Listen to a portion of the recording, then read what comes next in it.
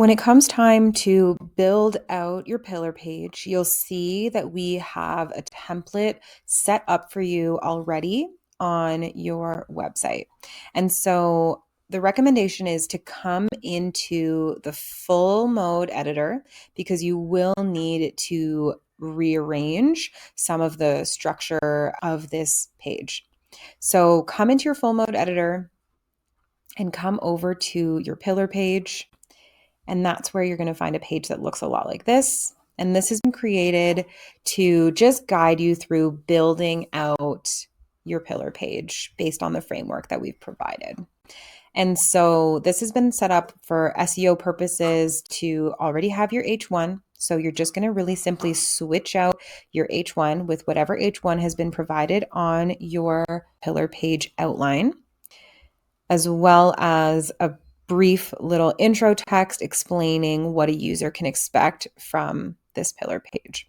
And so it's important to remember that a pillar page is not a sales page. It's really meant to be a lot more like a long educational blog post that also includes a table of contents, a relevant image to your topic that has image alt text, as well as various sections that will explain your topic, drive traffic to your blog, drive traffic to related offers, and of course, will house some really valuable FAQs. So this is the template that we've created for you, and it basically has a loose outline of all of the types of sections that you could need, and it has been pretty smartly configured to make your building process as seamless as possible. So like I said, your headings have already been set up. Heading 1 is set up for you here. Your table of contents has been set up. And it's important to note the functionality of the table of contents. We have actually anchor linked each of these to corresponding anchors on this page, because ideally when a user comes to this page, they'll be able to click on each of these topics or sections and it'll just bump them right down to the relevant section that they need. This is something that you're going to do at the end in terms of actually linking all of these. So I'm going to show you that after I've kind of walked you through the sections of this page. So introduction to topic, explore the blog, key aspects of topic, benefits of topic. These are some sample pillar page subheadings. You can see these have all been set up as H2s, heading 2s. So all you have to do is simply swap out this text. This is for the most part what your outline might include, but you don't want to use this outline. You want to use the outline that's been provided for you on Notion in order to basically pre-populate all of this information. So if you have a section that's called Introduction to your topic, plug that in there, paste in that piece of body text that goes with that. The Explore the Blog section is important to have. It's going to drive traffic directly to the blog posts that are correlated with the topic that we're covering on this pillar page. And so this sample widget has been set up for you, but you are going to need to do some configurations in order to make sure that this is only showcasing blog posts that are relevant to the particular topic that we're covering on the pillar page. And so what you're going to need to do is click on settings, and you're going to want to filter your posts by a tag. If you haven't already set up a tag within your blogs, you're actually going to click on manage posts, which is going to open up your blog writing dashboard here. You're going to come into tags and you can create a tag. So I'm going to create a tag called topic 1 tag just for the sake of this example. And I'm going to go ahead and click save. And I'm going to decide that post 1 doesn't necessarily fall under that tag, but post 2 and 3 do fall under that particular topic. And then what I'm going to do is I'm going to come into my post and click edit. Again, this is obviously if your posts already exist. If you're just creating a post for the first time, you can follow a similar step. but the most important piece is that you're coming into the settings and then the tag section, and you're looking for that tag that you just created, adding it, publishing it. And we're going to do that for sample post 3 as well as sample post 2 for the sake of this example.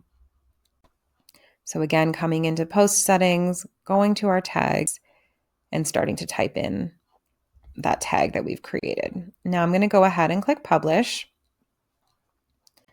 And I'm going to close my blog dashboard.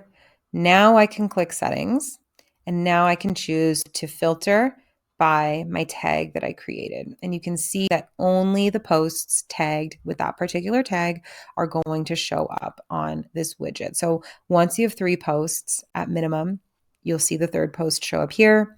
This blog widget is dynamic in the sense that any new posts you create, let's say sample post 4, sample post 5, as you continue creating your posts, this widget will update with the most up-to-date posts of this particular topic. So if you want to get a little bit more deeper into this and you want to only have selected posts featured here,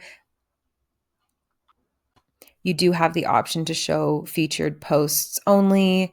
We can get into that in another video, just explaining how featured posts work, but that's an option to explore if you want to be really specific about which posts actually show up on this particular widget. But for the sake of this example, we're going to keep it simple by just setting it to only showcase posts that have that particular topic tag. So once you've done this piece, you're good to move on. This is a sample section that we've created key aspects of whatever your pillar page topic is. Again, you can update this heading, you can update this body text, and we have set up repeaters for you here to highlight some of these key aspects, let's say. But really, this is really meant for any kind of topic that you're covering that has 3 kind of distinct features that you're going to touch on. This has been set up as well as a repeater. And so any changes that you make to this particular repeater is going to be applied on all 3. So let's say I choose to resize this text box. Any resizing that I do here is going to be applied elsewhere.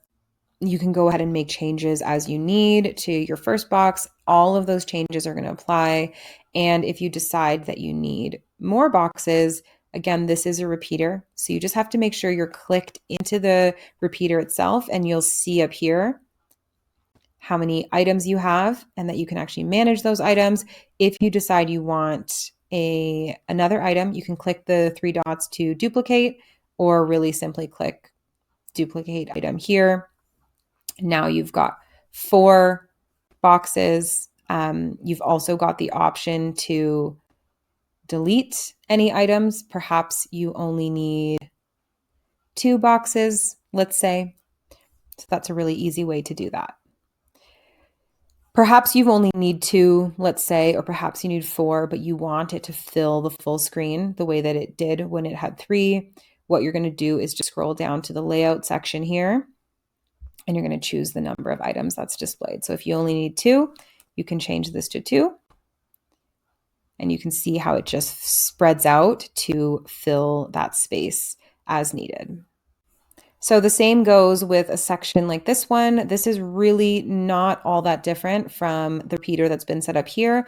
It's just that it's in rows instead of in columns. And so just like with the section above, if you need more rows, you can click manage and duplicate these items as needed or delete them as needed. But either way, you've got a section here with a heading, some body text, and 3 columns. And then you've got a section here with a heading and 3 list items. And so what I'd like for you to do is duplicate these templated sections as much as you need. So depending on your pillar page outline, if you know that you have, a couple sections that this layout fits nicely, or a couple sections where this layout fits nicely, you're just going to use that function where you are copying and then eventually pasting these sections. So really the idea is for you to use these sections as templates that you can use and reuse throughout your pillar page. I'm going to zoom out a little bit just so that we have a nicer bird's eye view on what we're talking about, but this is what I mean here. Copy this section and paste it anywhere you need based on the flow of your pillar page. Same goes for any of the remaining sections. But as you can see, these are kind of our two main section types, with the repeaters. And a section like this, for example, is actually just this section, but just styled a little bit differently to highlight your testimonials. Same with this section here. It's ultimately the same section as this one. We've just opted to remove the body text and remove one of the columns. So we've just got two columns here, and these push to the resources and tools. So when talking about resources and tools, when it comes to your pillar page specifically, the most realistic thing that you're going to be driving traffic to, as long as it exists, is your lead magnet. You always want to be driving traffic to your lead magnet from the pillar page, because ultimately somebody who's come to your website via your pillar page is here to learn. They're here to learn more. And your freebie or your lead magnet is going to drive them deeper down that funnel, further educating them, further engaging with them. This is a really valuable place to be driving traffic from your pillar page. And if you already have a Tripwire file or a low-cost product that's relevant to this topic, that's a really great place to showcase that. So we've got this mapped out so that your lead magnet and your Tripwire are showcased here. You can click into these pieces here to change image, double click to change the text, click into the button to update where it links to. And ultimately, you can update these to drive traffic to whatever makes the most sense for you and the topic of your pillar page. Lastly, we have a conclusion and an FAQ section. Sections like these three you're really going to see on every pillar page. They're kind of non-negotiable sections, whereas sections like these two are going to really vary and depend based on what you've got on your pillar page outline. In order to update the FAQ section on your pillar page, you just need to click into the FAQ widget itself, and then you can go ahead and click Manage FAQs. And from here, it opens up your FAQ widget on the back dashboard of your Wix site. You can see by default, Wix has already shared some general FAQ, letting you know what is an FAQ section, why does it matter, where can I add FAQs, and then you've got some FAQs here for how you can set up FAQs. So we've left these here for you because they are quite educational. But what you can do is click here to add a new category, and you're going to start by creating a category. Let's say it's for your pillar topic. You can go ahead and click Save. And from here, you can click Add FAQ to put in your questions and your answers as mapped out on your pillar page framework. You can click Save when you're done. And you can always just continue adding FAQs to this particular FAQ category. And when you're all done with that, you can X out of there, come into your settings, again, still clicked into your FAQ, and you can actually come into your display settings and choose which categories are going to be showing up here. And so for this particular instance, you want to make sure that only the pillar topic FAQs are showing up. So this is going to have all of your FAQs, and this section here is set up to change size according to how many questions you've input in here. But it's super, super important that you come and update the display settings so that only the FAQs related to this particular pillar page topic are visible here. And once you're done and you've gone ahead and checked that everything looks good on tablet and on mobile, we can move on to anchor linking. So every section includes the section itself, And I'm going to open up our layers panel just so you can really see what I'm talking about here. But we've got our section itself, and then we've got our cell, which is where then our text or images or any sort of content actually lives.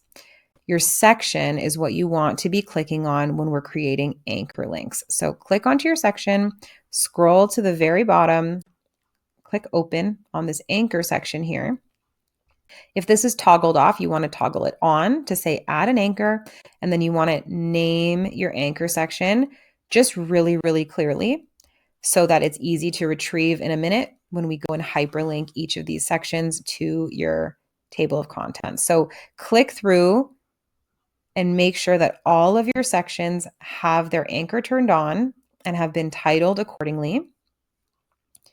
And then lastly, you're going to pop into your text box here, and you're going to make sure that you are anchor linking each of these. So for the sake of the example, I'm going to just change this to none for now. And you can see that the underline goes away because it's not linked to anything.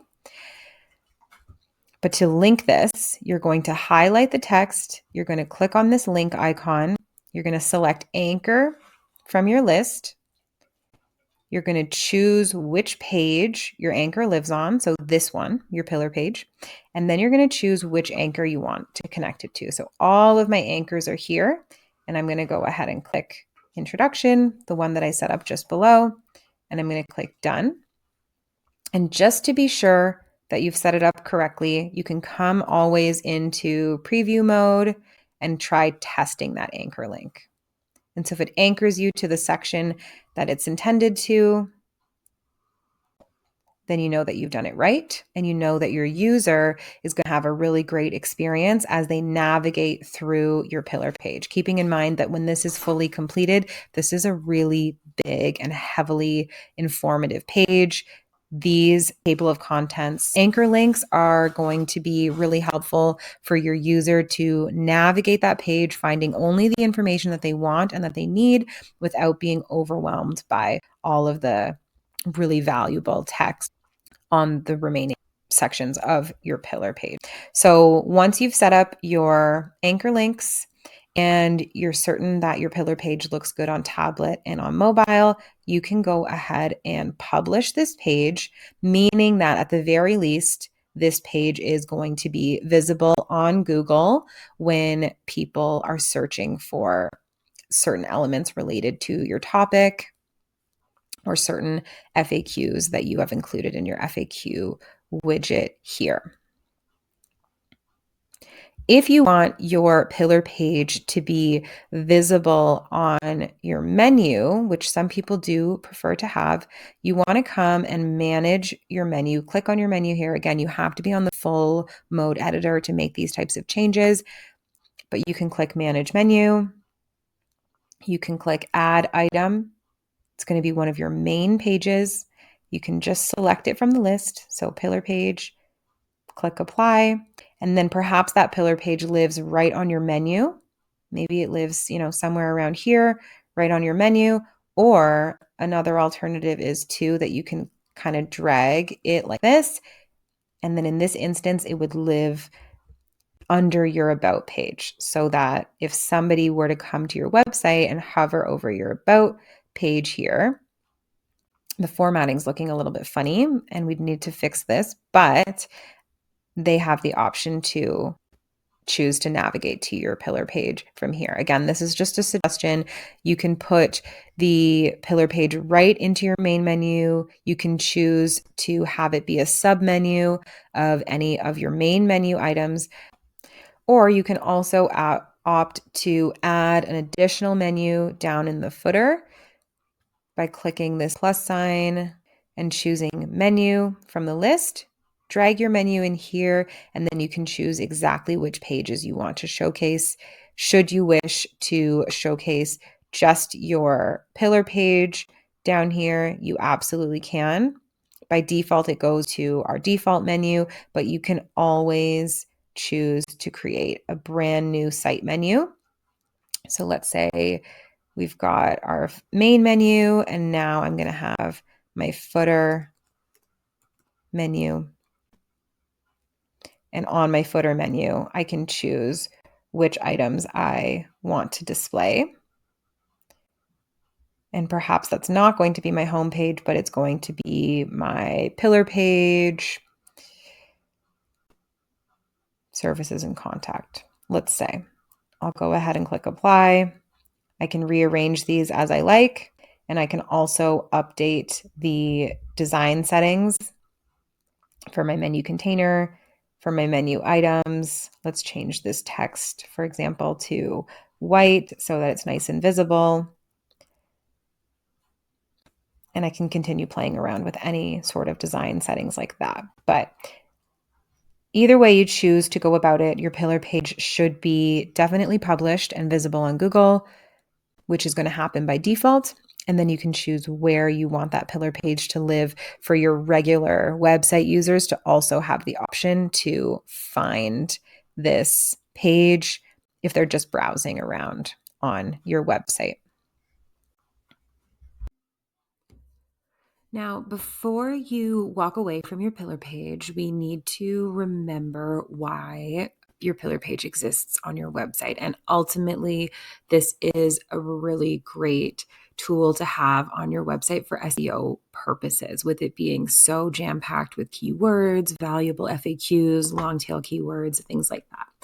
And so, in order to make sure that this page has been properly optimized for SEO and will appear nicely through Google's eyes, I want you to do a couple of things. So, first of all, there's one image on this page. You'll need to click into your image, click on this gear icon here to access the settings. And at the bottom here, you'll see image text, what's in the image. Ideally, you want to update this text to explain what's in the image, but making sure that you are using your main keyword from this page.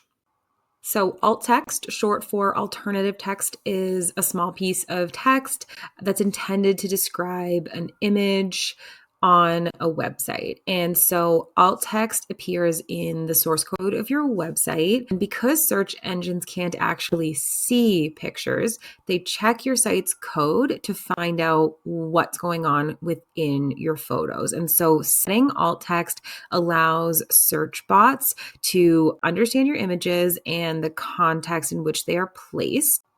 And therefore, search bots can index them more accurately. So alt text is important for three main reasons. Number one, you want your images to be found on search engines. Number two, your website itself will have better SEO. And number three, it will make your website and the pages on your site more accessible to any visitors with visual impairment issues. Use screen readers to understand what's on your web page. So just for a little bit of context, that's why it's super important to always set your image alt text. All of the images on your website should have this text pre-populated to simply describe what's in the image. But when employing a strong SEO strategy, you also want to make sure that those keywords are being used in your image alt text. For example, if this pillar page was about gut health, I would want to change my image alt text to say something along the lines of organic vegetables for gut health, let's say. Obviously, the photo that we'll choose here will be a lot more intricately aligned with the topic of this pillar page, but you just want to make sure that whatever your main topic is, so whatever's in your heading one, that keyword is being used in your image alt text. So once you've set that, you can click this little X. And we're going to continue with two more small steps to make this page more optimized for SEO purposes. And so what we're going to do is come into your Pages tab here, click these three dots, and we're going to come into SEO Basics. And I want to clarify that the title tag is the name that users are going to see when they open your page in their browser. So if you look at the top of your browser tab, you can see there's a page title for whatever page you are on. It's really important that you update this title tag so that it includes the keyword that your pillar page is all about. So as an example, if I'm keeping gut health as my sample pillar page topic, I'm going to update the title tag to read Introduction to Gut Health. I'm going to input a meta description here, which is going to, again, include that keyword and a brief description of what users can expect to find on this page, keeping in mind that this meta description, as much as it will be consumed by users from time to time, is really meant to tell Google what is going to be found on this page and who Google should be showing this page to based on their search results. So definitely include your title tag, definitely include your meta description, roughly 150 to 200 words at the most, that explains what this page is all about. And make sure that this has been toggled on. This will always be toggled on by default, but you just want to double check that this page is available to be indexed by search engines. That's super, super important. And then last but not least, you want to update your page URL. And so you can click into here and update it as needed. So something like this matches my page title. It's also going to match my meta description. It's also going to match my keyword that I'm using on my pillar page. And so this is a really perfect slug. You don't want to include anything more than what you need in your slug, always trying to keep them as brief as possible, but you also don't want to include too little. We definitely want to make sure that the keyword is in there, and we want to make sure that it's really clearly conveyed what this page is, using a dash to break apart each of the words in the sentence that you're creating. And so once you have made these changes, updating your title tag, your meta description, and your URL slug, then you can go ahead and officially publish your pillar page so that it's not only live on your website and on your menu or wherever you've chosen to put it, but it's also going to be very easily indexed by search engines like Google.